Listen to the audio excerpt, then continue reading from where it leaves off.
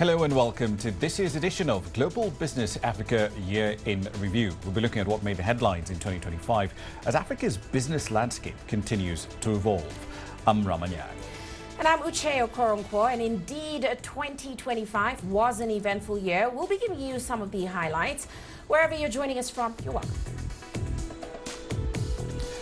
Right then, let's kick off the hour with a look at the bigger picture. 2025 saw a whole host of events that are shaping Africa's place in the global economy, and it will affect key policy decisions on trade, climate change, security and the overall economic outlook for 50-plus economies on this continent. Uche now takes a look at some of the key events that will influence how African governments either adjust or benefit from these changing global tides. Now, this year kicked off with China's Foreign Minister Wang Yi continuing that 35-year diplomatic tradition of making Africa the first overseas destination of the year.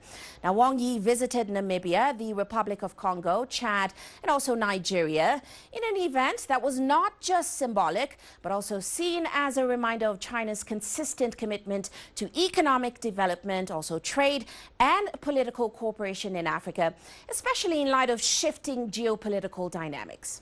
In February, saw AU heads of state and government meeting in Addis Ababa, where they elected Djiboutian Minister of Foreign Affairs and International Cooperation, Mahamoud Ali Yusuf, as the new AU Commission chairperson. Now, notably, leaders stressed the reform of the AU and also Africa's greater voice and stronger representation on the international stage in 2025, with, of course, Africa's presence in G20 and also the BRICS. However, in March, the U.S. dealt a major blow to Africa's climate goals when it announced it was withdrawing from just energy transition partnerships that, of course, upended decades of coordinated climate action and also shook the global climate finance landscape. Now, that decision threatened to end a collaboration between richer nations to help developing countries transition from coal to cleaner energy. It led to the cancellation of energy transition projects. It also compromised emissions reduction goals, and it deepened Africa's dependence on coal power. Now, the U.S. would strike again in April, announcing a new system of reciprocal tariffs, which included a 10% baseline tariff on most imports from nearly all countries around the world, of course, excluding Canada and Mexico, and additional country-specific tariffs that we saw vary from 10% to 41%. This, of course, would have a significant impact on African economies, who, of course, rely on the American market as an export destination. It also threatened to nullify trade preferences long established under the African Growth and Opportunity Act. Now, I'll be back with other highlights, but first, let's take a look at other stories.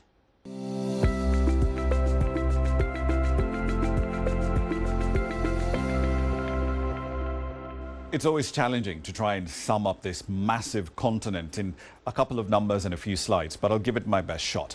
Let's start with the outlook for economic growth.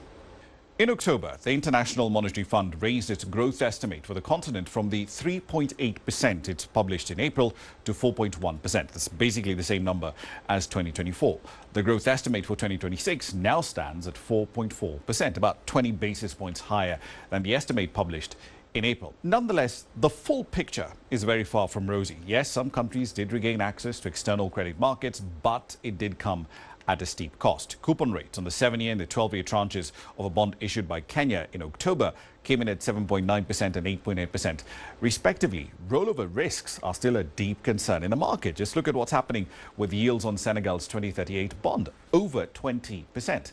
In terms of trade, the direct hit from erratic U.S. trade policy and tariffs, that's expected to be around 1% of GDP, according to the IMF, since most minerals and energy exports are exempt. But some countries have more exposure than others. Think of Lesotho with its textile industry or South Africa with manufacturing and agriculture. Bilateral aid is also expected to keep falling in the years to come, in addition to 2025's cut of around 16%.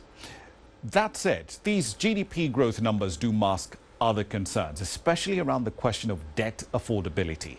As we speak, 20 African countries are either in or at high risk of debt distress. Now, according to data from Moody's, of all the countries that they track, the 10 countries that have the highest ratios of interest costs as a percentage of their revenues, 6 of them are right here in Africa. And that includes Egypt, pretty much at the top of this chart, Nigeria, Ghana, Uganda, which is holding its presidential elections in the middle of January, and Angola.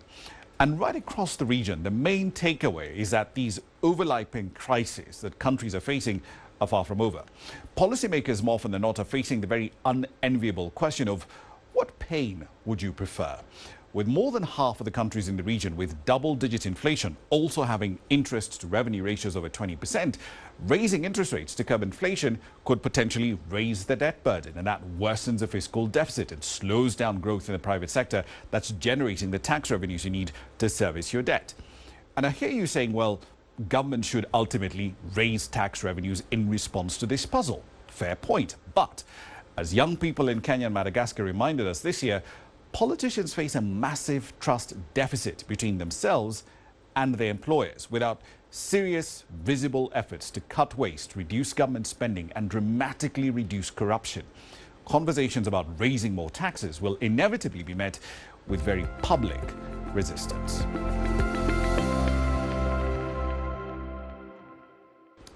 Nigeria marked 65 years of independence this year, with President Bola Tinubu reaffirming his push for tough economic reforms, from fuel subsidy removal to unifying exchange rates and floating the currency, the naira. Now, the government insists these measures are necessary in order to stabilize that economy. But for many Nigerians, daily life remains difficult as food prices continue to rise.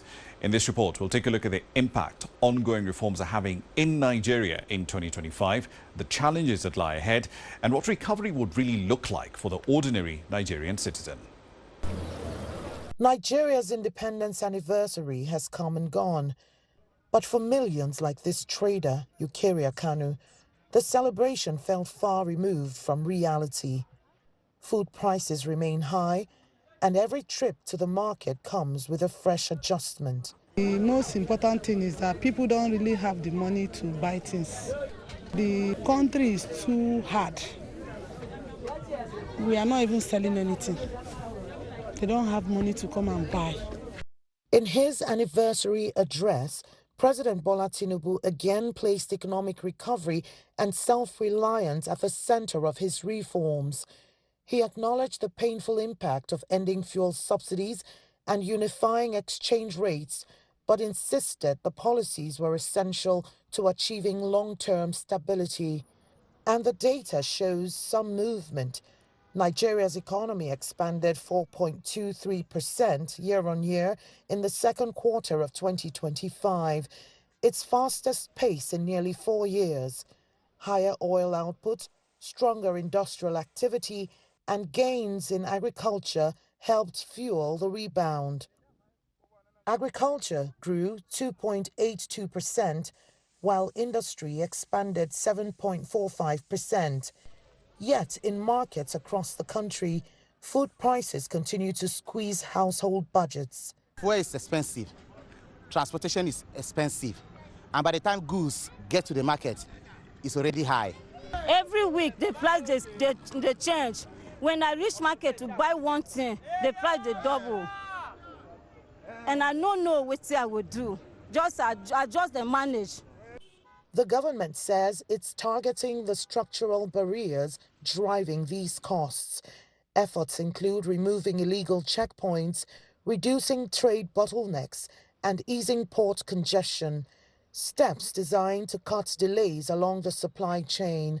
Macroeconomic indicator has been good for some time. The foreign reserve is very high.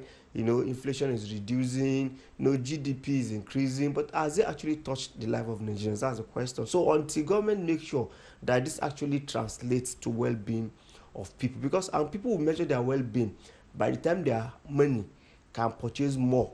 For Nigeria, removing barriers along the supply chain is now just as important as macroeconomic reforms.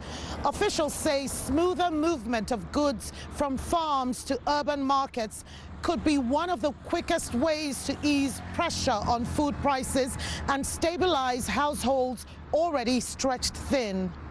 Back in the market, Eucharia Kanu says she's hopeful. but wants to see the reforms make a real difference in her daily life. For now, each price increase is a reminder of how far the country still has to go. Kelechi Emekalam, CGTN Abuja, Nigeria. Let's turn to the Democratic Republic of Congo's economic review for 2025. As CGTN's Chris Ochamringa now reports, Kinshasa presents a complex investment landscape characterized by massive opportunities in the resource-rich sectors, but contrasted with persistent challenges related to governance, security, and infrastructure. When President Felix Tshisekedi was re-elected in December 2023, he promised economic reforms, anti-corruption measures, and infrastructure development. The IMF projected a 4.7% growth in GDP, driven primarily by its expanding mining sector and recovery in private consumption as inflation eases. However, widespread insecurity in the eastern DRC and fighting between government-allied forces and the M23 rebel group has overshadowed these sentiments. Thousands have been killed, and the conflict has forced more than 7 million to flee their homes since late 2021. The capture of mineral-rich towns has also hit the country's economy hard. A fresh offensive by the M23 rebels is worsening the humanitarian crisis in the east of the Democratic Republic of Congo. The United Nations says more than 500,000 people were displaced in December alone, following intense fighting in South Kivu province. The rebels say they are fighting to protect their community of Congolese Tutsis from attacks by government troops and their allied militia known as the Wazalendo. But the DRC government disagrees and blames Rwanda for backing the rebels to plunder their mineral wealth, a charge Kigali has also denied. Ivan Kubuya is a Congolese politician who grew up in the eastern city of Goma. He fled the city after it fell to the rebels in January and believes the conflict is mainly about money. Many people are profiting from the ongoing war. It's become a business. If you look at the progression of the rebellion, you will notice that the rebels seized mining sites when the conflict had just begun. For instance, they captured the Rabaya mine, Bisai, and others. That goes to show that this conflict is, first of all, economic. The other grievances are secondary. UN investigators say the M23 rebels have been collecting more than $800,000 a month by taxing coltan production at Rubaya mines, a key source of income. The rebels now control several strategic cities, including Goma, Bukavu, and Uvira.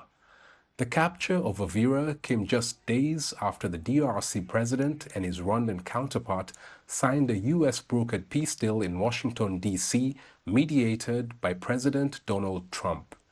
Washington has since accused Rwanda of violating the agreement and warned of possible action. But some Congolese feel the international community's response has fallen short. At the international scene, I'm requesting to people, you see what is happening in DRC. We have more than 10 million people being killed in DRC. We even have this UN report showing a kind of a genocide, official, in Goma, Bukavu, and some other places. But people don't react. People are just like seeing. When Congolese will react, then they'll say they're preparing for a genocide. Kinshasa has spent millions of dollars fighting the rebellion and lost vital revenue from territories now under rebel control. In May, the government ordered banks in Goma to shut down to cut off rebel financing, but civilians have paid the price with cash shortages, forcing many to travel long distances just to access money. The conflict in the east of the DRC has escalated despite mediation efforts by the US, Qatar, and the African Union. Some observers here say the international interventions have been hampered by a lack of a coordinated mechanism to hold the warring parties to account for ceasefire violations and a lack of trust between the DRC government and Rwanda on the one hand and with the M23 rebels on the other. Chris Ochamringa, CGTN, Kinshasa, Democratic Republic of Congo. Onto the Horn of Africa now. Ethiopia once again is projecting rapid economic growth, over 10% in fact, in the coming fiscal year, reinforcing its position among Africa's fastest growing economies. But behind that optimism and those rosy macroeconomic numbers, there's a tougher story. The country is still grappling with billions in debt and stalled restructuring negotiations. Despite the impact of stagnant foreign financing inflows, analysts say the country is determined to drive its double-digit growth with its own internal capacity. Becca Atoma tells us more from Addis Ababa. Official data shows Ethiopia's economy grew by 9.2% in 2025, driven by strong performances in agriculture, industry and services. Export earnings hit a record high, with coffee alone bringing in $2.6 billion, its highest ever. Coffee exporters say they have seen export earnings steadily rising over the past few years. In 2023, our export earnings were $24 million. In 2024, that increased to $31 million, and by 2025, we registered a 108% growth and earned $52.3 million. The government's focus on the sector, together with efforts from investors and farmers, has significantly improved the quality of Ethiopian coffee. And as quality has improved, so has global demand, leading to higher prices for our coffee. Like agriculture, the industry and services sectors have also recorded significant growth, a progress that officials attribute to sweeping policy adjustments under Ethiopia's ongoing macroeconomic reforms. The growth comes despite Ethiopia being in official debt distress after it defaulted on $1 billion worth of Eurobond in late 2023 before entering the G20's Common Framework Debt Relief process. The country's total debt now stands at $31 billion. The main problem with the debt burden is it hinders you from getting additional external financing. If you defaulted on what you take, no international organization can give you additional finance. But Ethiopia needs additional finance, especially the concessional loan. That's very important for import of capital goods, for financing of our mega projects. So in order to get those concessional loans, you have to at least reduce your debt burden. The government is currently in negotiations with both private and official creditors as Prime Minister Abiy Ahmed seeks to leverage Ethiopia's climate investments to secure debt relief. He told lawmakers in October that Ethiopia will have no issue in administering its debts. As a result of successful negotiations, we have no problem administering our debts. When it comes to the Eurobond, other creditors agreed to be treated under the G20 Common Framework, but Eurobond holders refused. They exaggerated our growing export earnings and argued that we can repay in full. We are still negotiating, and our position remains that all our debts should be restructured under the G20 Common Framework. Despite the debt pressures, the country is projecting another round of double-digit growth in 2026, a target experts say is achievable if the current domestic growth momentum is sustained. The country's economic growth is coming from internal capacity, the rising domestic production capacity. For example, coffee exports, oilseed export, as well as horticultural exports are booming, bringing a lot of foreign exchange. So that compensates the burden or stress that comes from lack of foreign financing. With inflation gradually easing, exports projected to expand further, and domestic revenue expected to hit a record 1 trillion birr, which is about $6.5 billion, the government will have greater fiscal capacity in the coming year. But securing a resolution to Ethiopia's delicate debt situations would be a critical step toward strengthening the overall economic outlook of the country. Becca Atoma for CGTN, Addis Ababa. You're watching Global Business Africa for our end-of-year review. Here's what's coming up next.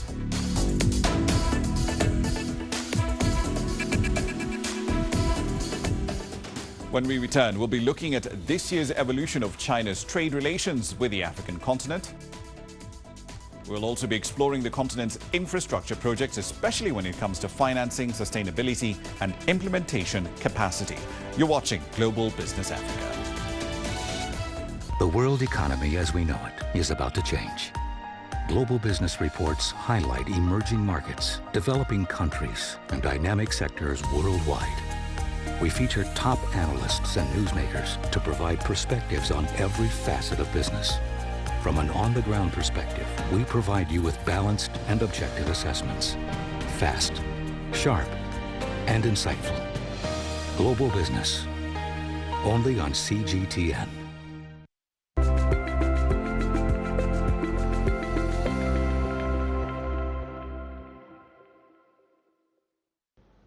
Welcome back. Well, let's continue with our highlights for the year 2025. Now, May put a spotlight on security issues in the region towards the east of the Democratic Republic of Congo.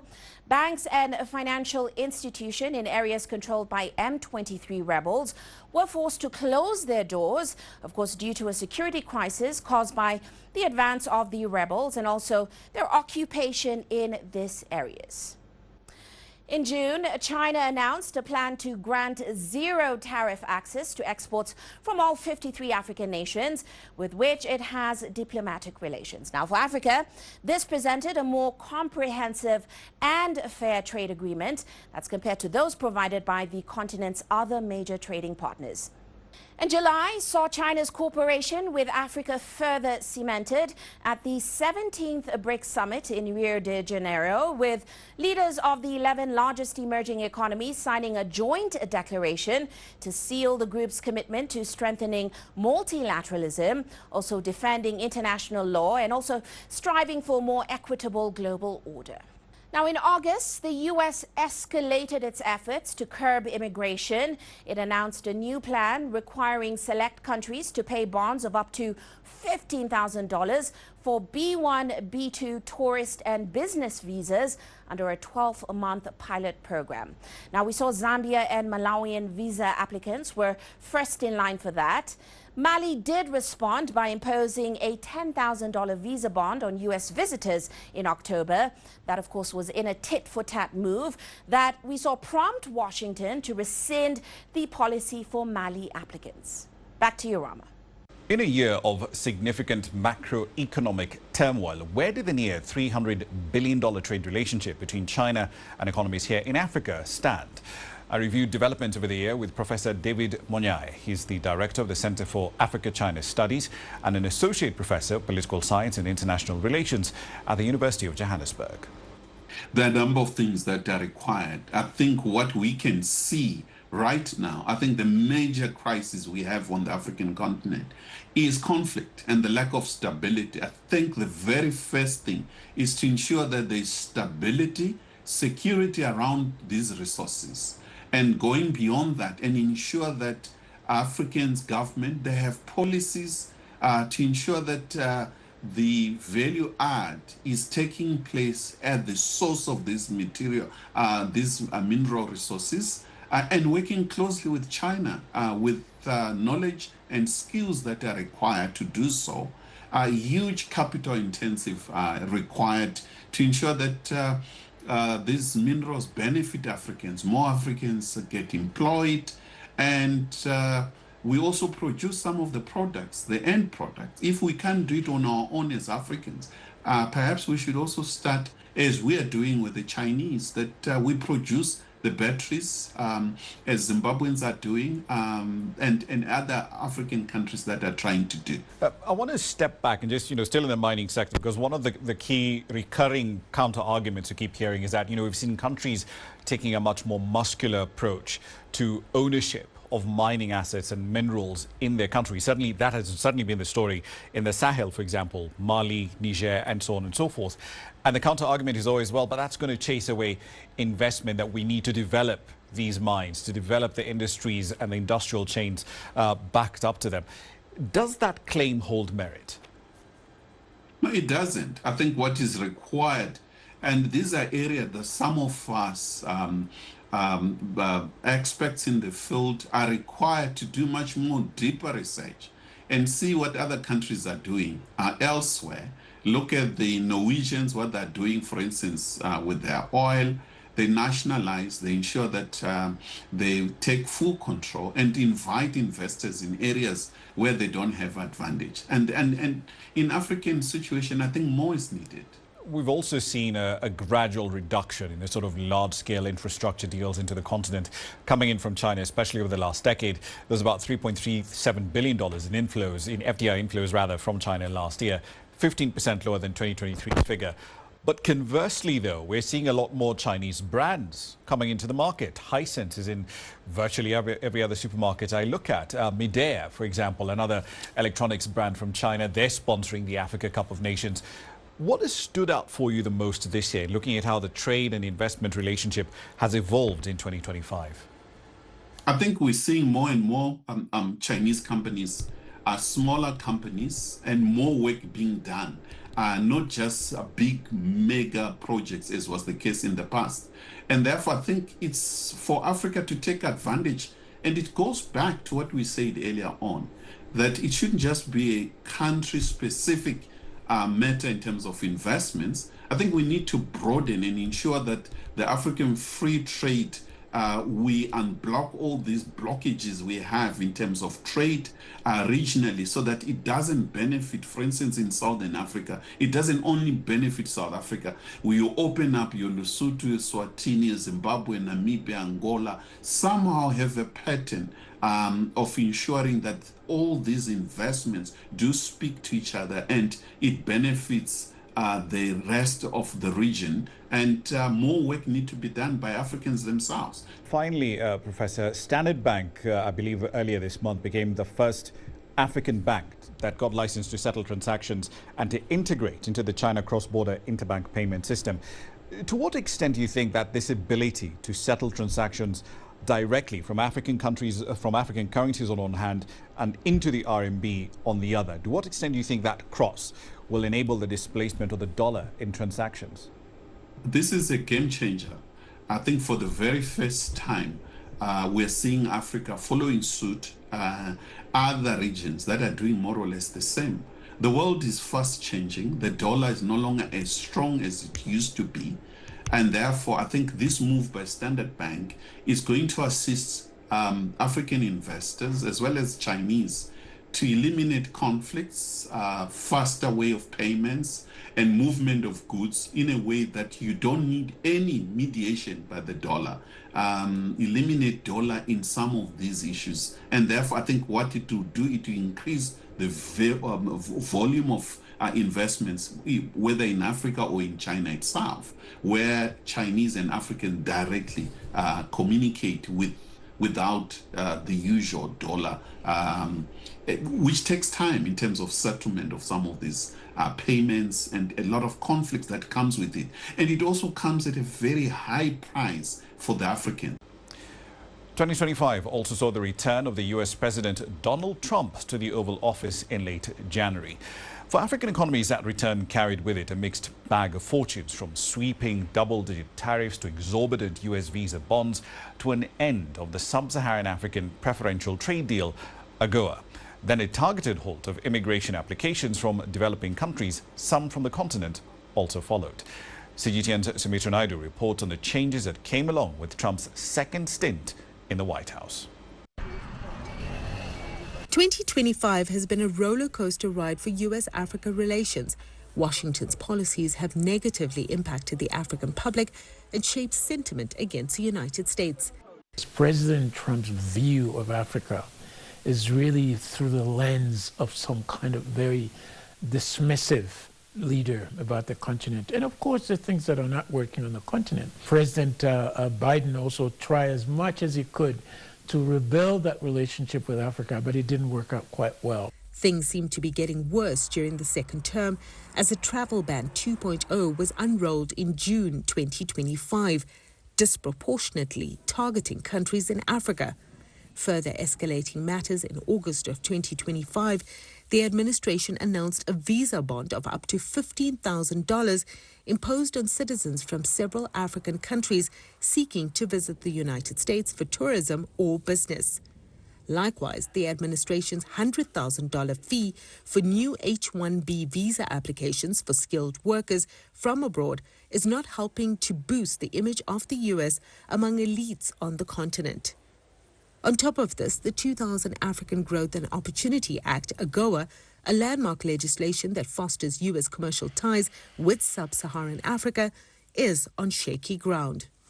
So it's unclear to begin with whether AGOA is going to be in place, and if it is in place, in what shape or form that is going to take. I think this uncertainty is going to continue to cause a lot of problems for many economies, because the AGOA issue is the biggest issue for most of African economies as far as trade with the United States is concerned. The AGOA Alliance, a coalition of U.S. and African business, policy and trade leaders, has been lobbying congressional leadership, urging a 2 to 5 year extension of the African Growth and Opportunity Act.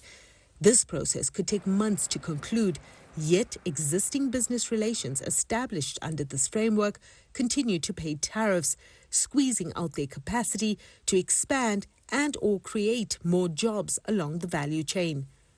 South Africa has been particularly hard hit over its relationship with Russia and its case against Israel at the ICJ. It is also still in the firing line as Trump continues unfounded claims of a white genocide happening. Despite the animosity, Pretoria has remained cordial and hopes Washington will change its stance. We affirm our commitment to continue to engage in dialogue with the United States government, and to do so with respect and with dignity as equal sovereign countries. We have common interests, common values, and a shared wish to advance the prosperity and well-being of the people of both of our countries.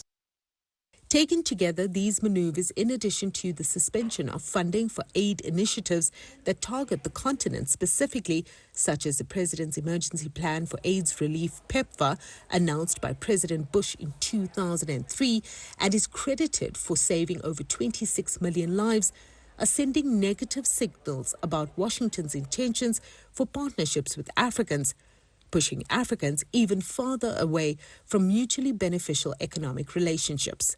It's been a disaster in Africa. I mean, we've seen Botswana has called a state of economic emergency. Lesotho is called economic emergency. The development aid cuts to other African countries has caused economic crises, humanitarian crises. With 3 more years to go under the Trump administration, African leaders are being urged to tread carefully and to forge ahead with the African Continental Free Trade Area, seek alternative markets, and to strengthen ties with the Global South. Sumitra Naidu, CGTN, Johannesburg.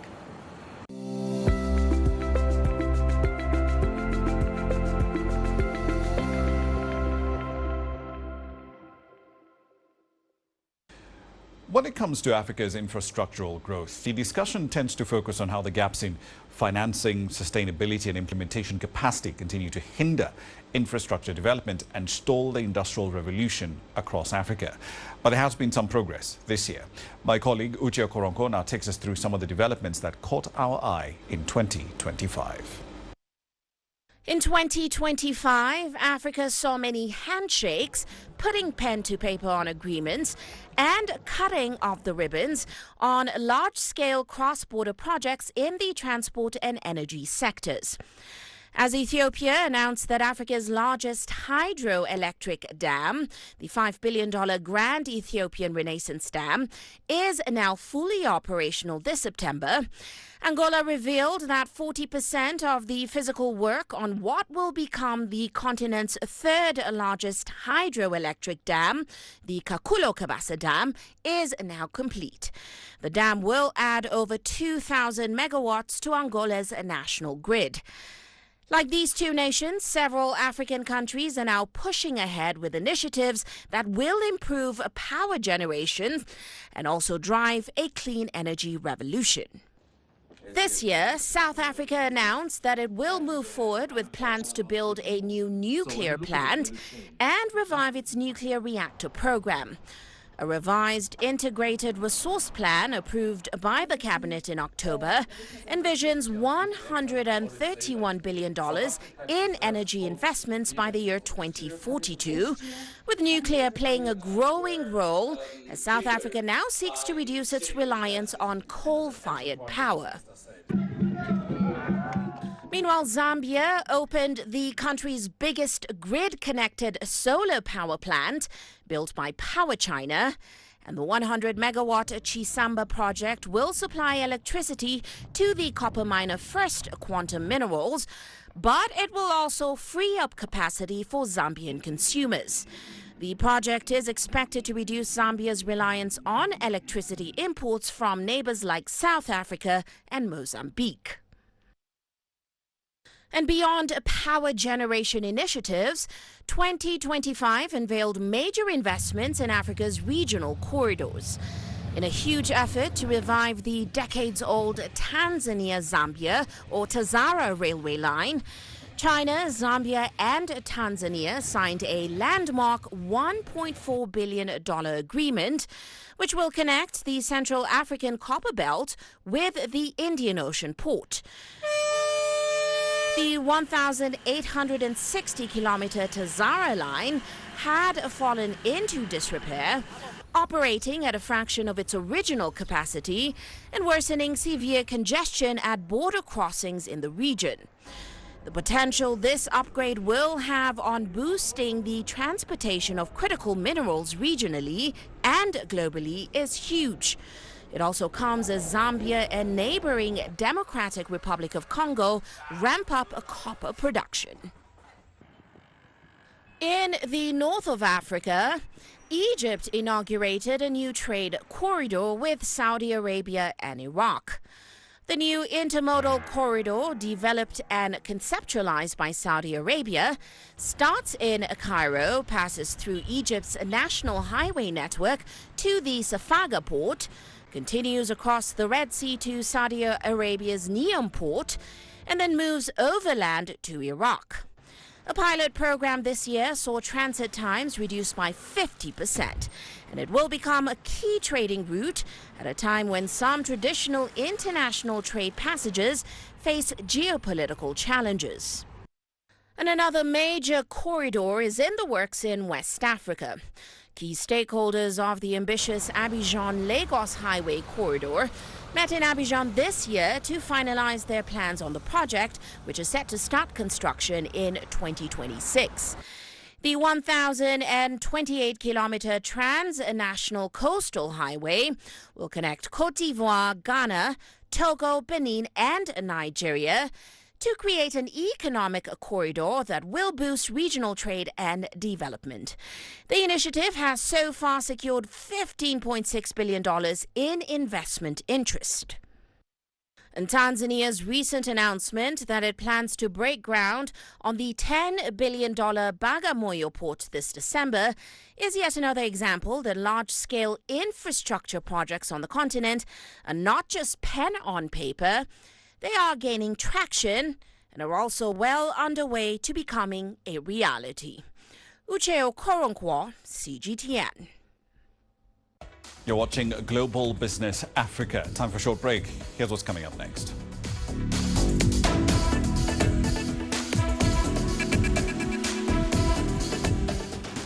After the break, South Africa ends the year on a high, becoming the first African country to host the G20 summit. We'll also be looking at another first, this time in Zimbabwe, after introducing one of the world's most advanced carbon trading frameworks. Business in Africa is at the crossroads. We celebrate those who are adopting and thriving despite the challenges, from grassroots to big businesses. Global Business takes you along for the ride as we track the making of a giant. Only on CGTN.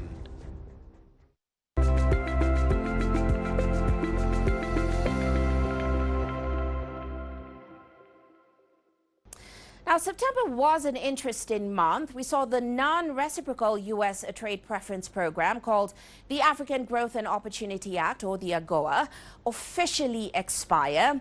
Efforts in the U.S. Congress to renew that program still continue. In fact, the U.S. House Committee on Ways and Means has already approved the AGOA extension, but it excludes South Africa. Now, without renewal, many African economies will lose export competitiveness in the U.S. market. Some, however, did see this development as an opportunity to open a new era of internationally mutual beneficial partnerships. In October, presidential elections in Cameroon, Cote d'Ivoire and Tanzania dominated the headlines across the continent. Now, they featured a mixed bag of issues in Africa's political process, highlighting significant economic progress and political stability, but alongside serious flaws that, of course, undermined the democratic legitimacy of African governments.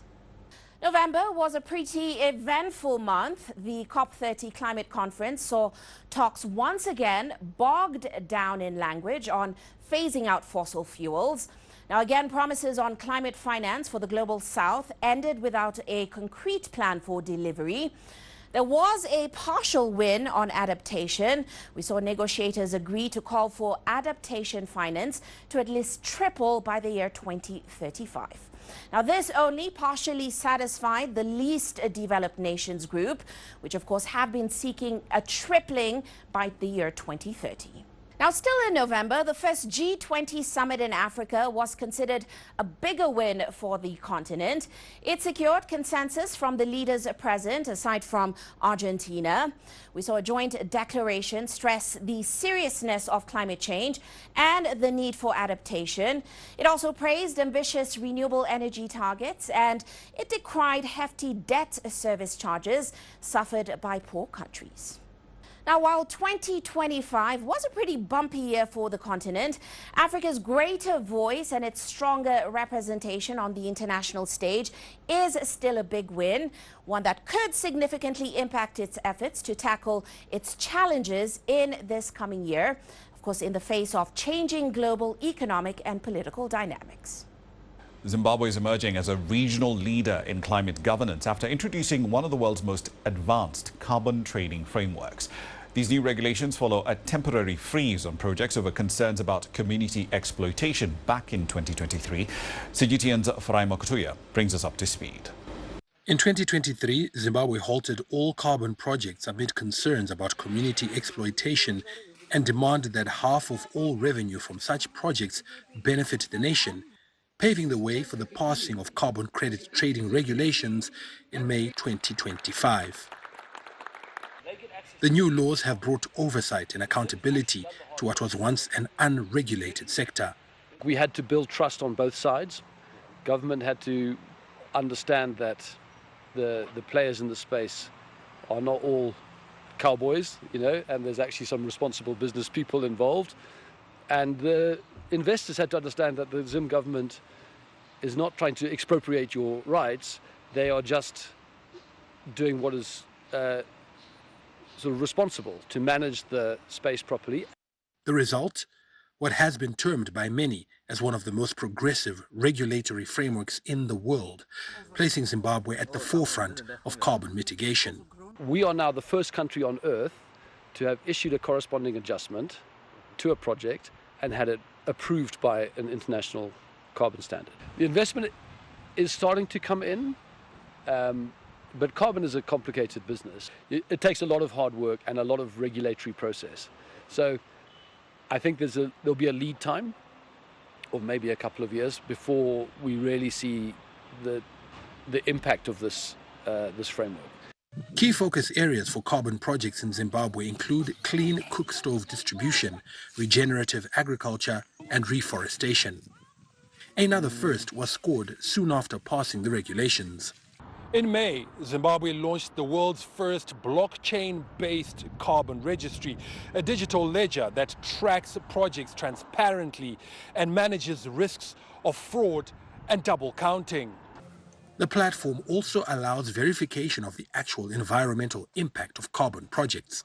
To prove that is the project really reducing emissions? That has been the key issue.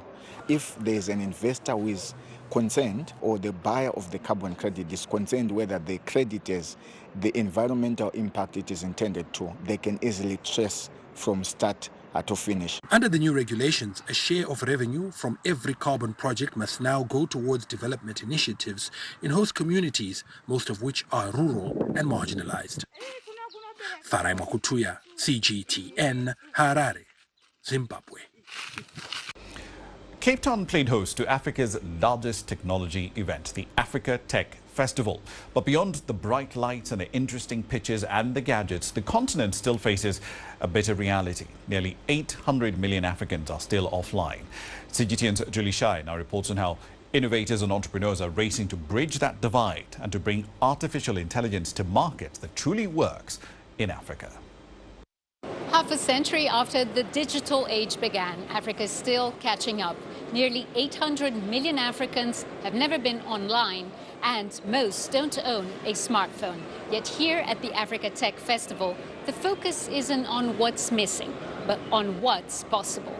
Across the venue, more than 2,500 top tech companies are showcasing the tools driving Africa's new wave of technovation. Our continent is blessed with so much talent, blessed with so much innovation, so many ideas on the continent, right? And the biggest block at the moment is almost tapping into it and creating that enabling environment to allow the innovation and the talents to flourish. You can name a lot of problems in education, in healthcare, where there's a lack of professionals and people, practitioners. You can leverage some of these things that you can automate to make sure that you can actually make those things accessible to everybody, to them to solve those unique challenges, even in agriculture or any other region.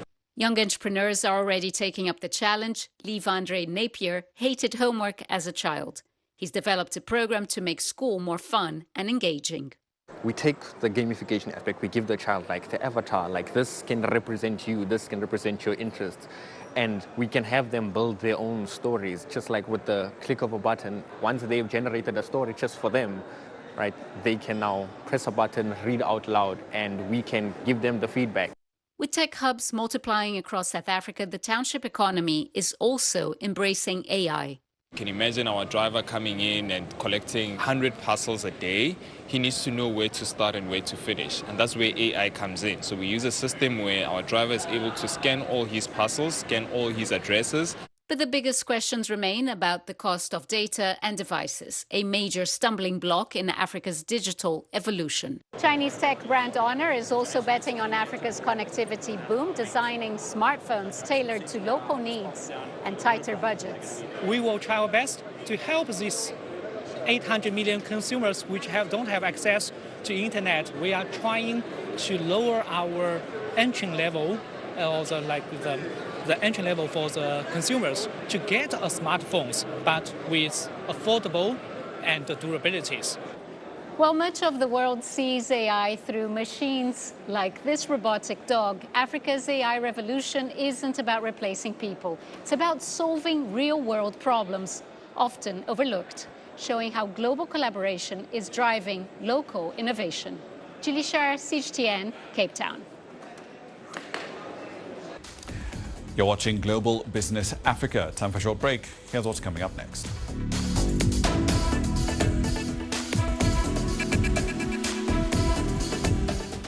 Before we wrap up this year's Global Business Year in Review edition, let's focus on food security measures on the continent, starting with Zimbabwe and Uganda. Images may appear to be identical, but looks can be deceiving. The difference is not always obvious. It has to be discovered.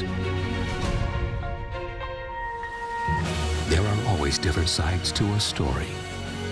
We put the focus on the details. To see more, to understand better. CGTN. See the difference.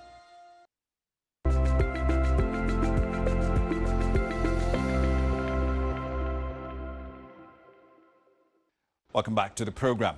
Let's wrap up with a focus on agriculture, starting in Zimbabwe. That country's rebound this year from a devastating drought in 2024 to food surplus is attributed to a combination of improved farming practices, better planning and the adoption of new tech, including AI. But experts do warn that sustaining that progress will require continued investment and climate-smart policies. CGTN's Faraima Kutuya has that report.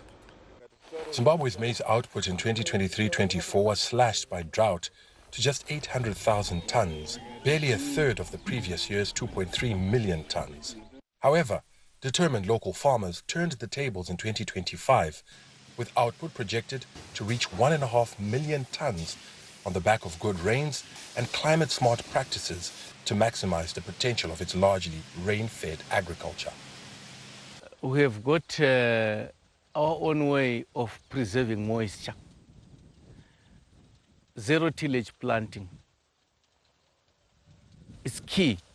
Mapaike, who harvested 13.2 tons of maize per hectare, says planting on time, using the right seed varieties and strict disease monitoring made the difference. And they are now essential tools as climate shocks become more frequent. Experts have also called for data to inform decision-making to support long-term strategies. We have drought-resistant, grains that can actually be used. We are talking of our rapoko, we are talking of our munga. That can also help. Even I talked about government coming in, helping in research so that we continue having varieties, even of the maize, but that can actually, resist, the drought. That can also help on that one. Then, there's also irrigation that needs to be maximized. Farmers have called for subsidies on fertilizers to prop up their high production and make them more profitable. Beyond boosting yields, Zimbabwe is also tackling post-harvest losses through modern storage facilities that are incorporating AI to track temperature, humidity, moisture, and carbon dioxide levels in real time, helping to extend grain life dramatically. Within our silos, you find that there are now volumetric sensors, humidity sensors, temperature sensors, and what it does is that when the temperature goes too low, it is triggered to go around that 20 degrees Celsius. When it is going above, there are aeration vents outside that are triggered. You're talking of storage lifespan for that grain going up to 5 years. The first of 14 new AI-enabled grain silos with a 56,000-ton capacity were commissioned in 2025. When the rollout is complete, storage capacity will be doubled from 750,000 tons to 1.5 million tons, which should provide a substantial buffer of stock for the lean years, should it be required. In addition to the maize recovery, Zimbabwe is on course to harvest a record 640,000 tons of wheat, which will further buttress food security and crown this year's food production success story. Faraima Kutuya, CGTN, Harare, Zimbabwe. Scientists in Uganda have unveiled 3 new purple sweet potato varieties that are looking to transform that niche in the agriculture sector. Researchers say these new varieties are high yielding and they can help to improve household incomes. These developments come amid mounting pressure to produce more food domestically to feed a growing population. Isabel Nakiria has that story. The purple-fleshed sweet potato is making headway into the Uganda pastry industry. With its deep color, rich flavor and health benefits such as antioxidants, especially anthocyanins, which offer anti-inflammatory benefits and can support heart health, brain function and the immune system. Scientists say it could serve as a nutritious substitute for wheat. This should be a habit, okay, to consume nutritious foods, but then also to adopt these technologies as a way of earning more from crop produce, as a way of creating jobs for the youth, but also as a way of really creating sustainable production systems. The value chain is very sustainable if we go into value addition. Work on the new varieties started 8 years ago after seeds from the North Carolina State University were cross-pollinated with indigenous varieties from Uganda. In this room, thousands of varieties have been carefully screened and tested for years, leading to the development of a superior purple-fleshed sweet potato. The high-yielding varieties stand out for its resilience to extreme weather, and scientists say it could play a key role in strengthening food security. The varieties have also been tested across the country with farmers and proven to cope well with the climate here.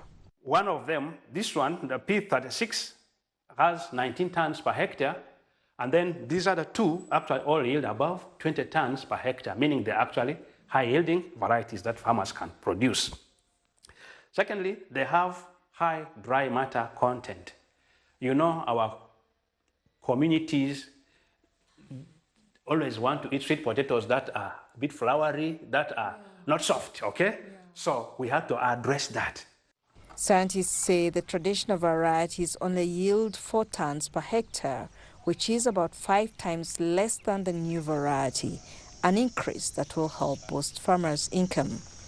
As climate change intensifies, so too does the challenge to produce enough food domestically. But researchers are confident the new potato varieties will help them weather the storm. Most of the farmers, when they leave their crop in the field and when there are high temperatures, this pest is very rampant. So we have to breed to resistant varieties.